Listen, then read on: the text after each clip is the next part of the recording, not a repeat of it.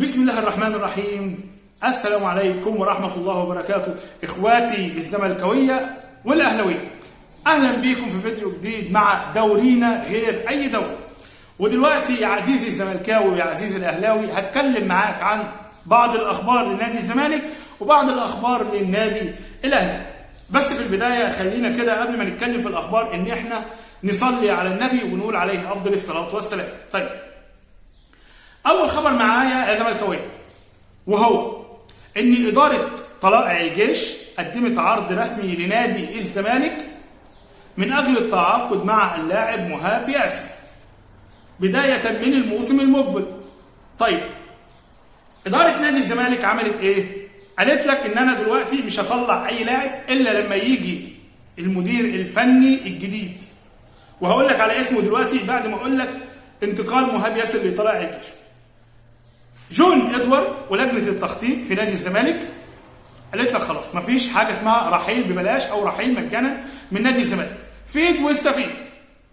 كلاعب عاوز ترحل هات لي عرض من النادي اللي عايزك، واحنا هنشوف القيمه التسويقيه اللي تناسب اللاعب وتناسب نادي الزمالك، بحيث ان اللاعب يستفيد ونادي الزمالك يستفيد.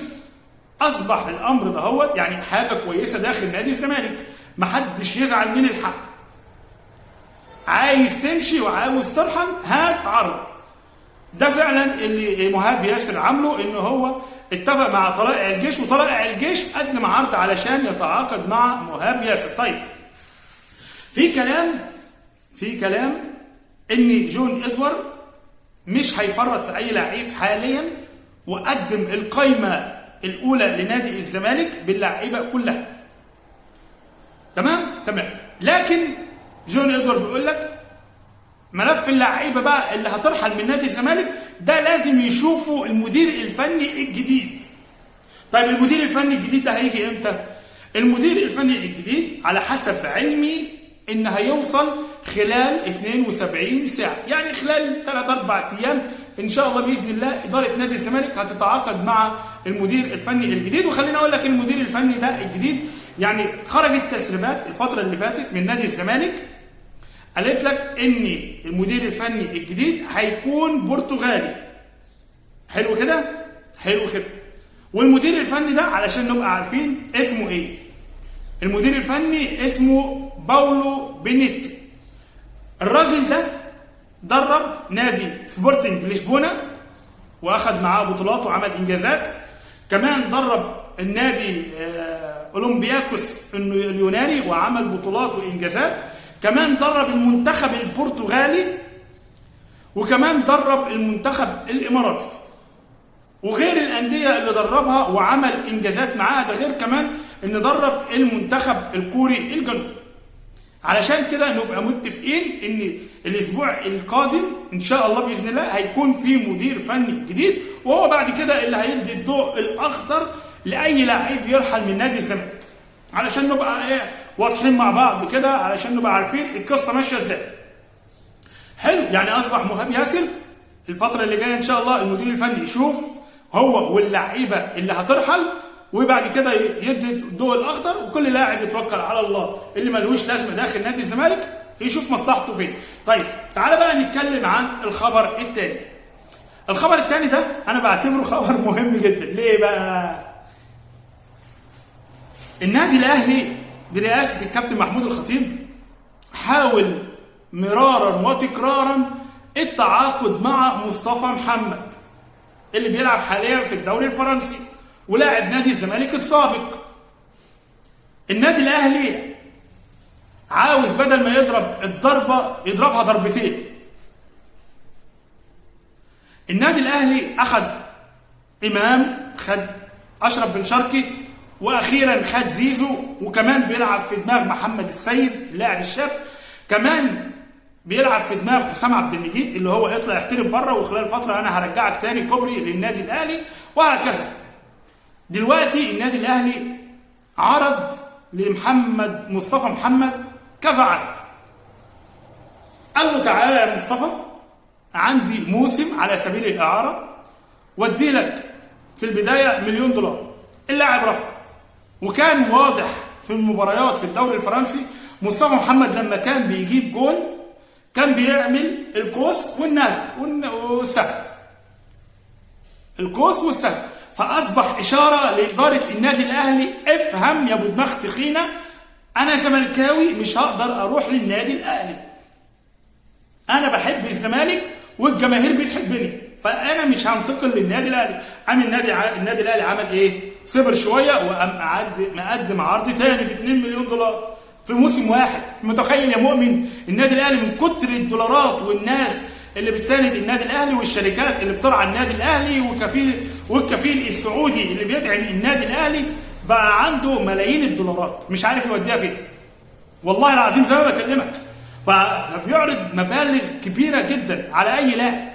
فدلوقتي كل اللعيبه عامله النادي الاهلي كانه بنك، كلنا عايزين نروح النادي الاهلي، كلنا عايزين نكبش من النادي الاهلي. تمام. فمصطفى محمد رفض عرض تاني ورفض عرض تالت، لدرجه ان احنا سمعنا ان مصطفى محمد جاي له عرض من النادي الاهلي ب5 مليون دولار خلال موسم واحد. انت متخيل يا مؤمن؟ انا مش عارف النادي الاهلي هيودي فين الفلوس دي كلها، ولا بيجيبها منين دي كلها؟ ايه يا عم، راعينا جنبيك. انت ايه؟ ما فيش حد غير في مصر كلها غير نادي الزمالك اللي عمال يتخطف في ولاده؟ في ايه يا عم؟ ارحمنا شويه. فدلوقتي قال لك النادي الاهلي اغلق ملف مصطفى محمد. يا سيدي متشكرين، خير وبركه، اخيرا فهمت لما بتحسش وما عندكش دم.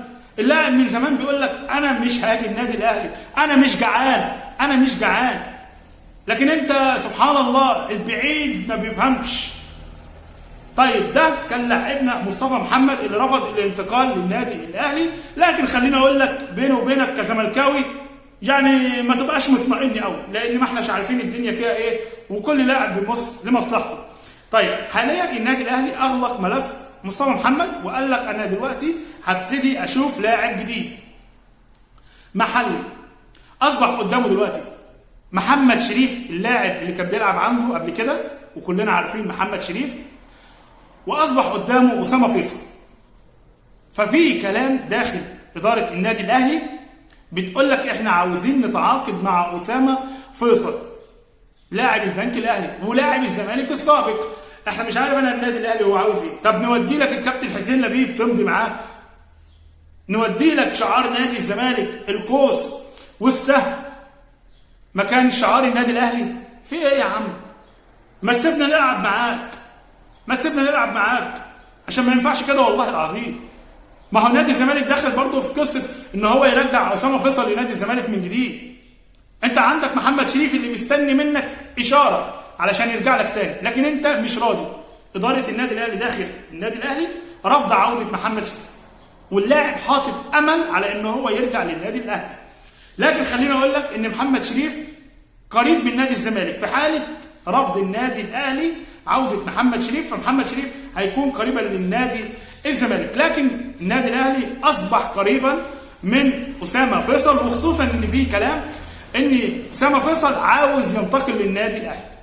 طيب ده كده كان الخبر اللي معايا عن النادي الاهلي، ان النادي الاهلي خلاص اغلق ملف مصطفى محمد ودلوقتي بيدور على اللاعب اسامه فيصل لاعب البنك الاهلي. طيب نخش بقى بمناسبه الكباري اللي انا بكلمك فيها والانتقالات. خدت بالك انت من الكلام ده؟ هو زملكاوي نادي بيراميدز بيقول لك ايه؟ بيقول لك فيستون مايلي المهاجم بتاع نادي بيراميدز جاي له عده عروض داخل جنوب افريقيا من نادي سان داونز وكايزر تشيفز على ما اظن يعني، وكمان النادي الثاني اللي جه المدرب بتاع النادي الاهلي حاليا من الفريق اللي هو بيلعب في جنوب افريقيا، والله نسيت اسمه، اللي هو يعني اللي بيراميدز كسبه في دور ربع النهائي على ما اظن يعني في دوري ابطال افريقيا. العروض دي جايه لفيستون مايلي، وكمان نادي الفتح السعودي عاوز يتعاقد مع اللاعب فيستون مايلي. طيب بيراميدز رد قال لك ايه؟ قال لك لا يا حبيبي مش هنفرط فيه. اسمع الكلام، قال لك مش هنفرط في فيستون مايلي. ليه يا سيدي مش عايز تفرط فيه؟ قال لك ده كوبري زي اللي بيعمله مع الانديه الاخرى. ده كوبري عاوز يطلع فيستون مايلي للدوري السعودي او لسان داونز وبعد كده هوب النادي الاهلي يروح مشتريه من الانديه اللي هيروح لها اللاعب دهوت. فنادي بيراميدز قطع الطريق على النادي الاهلي وقال لهم مفيش كلام دهوت هيحصل معايا، انا معايا فلوس واقدر ادفع للاعب اللي هو عاوزه. قولا واحدا فيستون مايلي مستمر مع نادي بيراميدز، ولو نادي بيراميدز هيبيعه فهو هيدور على النادي اللي ممكن فيستون مايلي ما يرجعش فيها تاني لمصر وما يكونش كوبري للنادي الاهلي. ده خبر كده عن نادي بيراميدز. طيب تعالى بقى نتكلم عن الخبر الاخير معايا بمناسبه الكباري. ما هي بقى خلاص النادي الاهلي بقى معاه فلوس وعاوز كل اللعيبه كباري. طيب النهارده احد الوكلاء قدم عرض النادي الزمالك وقال لهم يا جدعان والله انا جايب لكم عرض من نادي دنمارك ممكن يشتري اللاعب محمود بن تايك.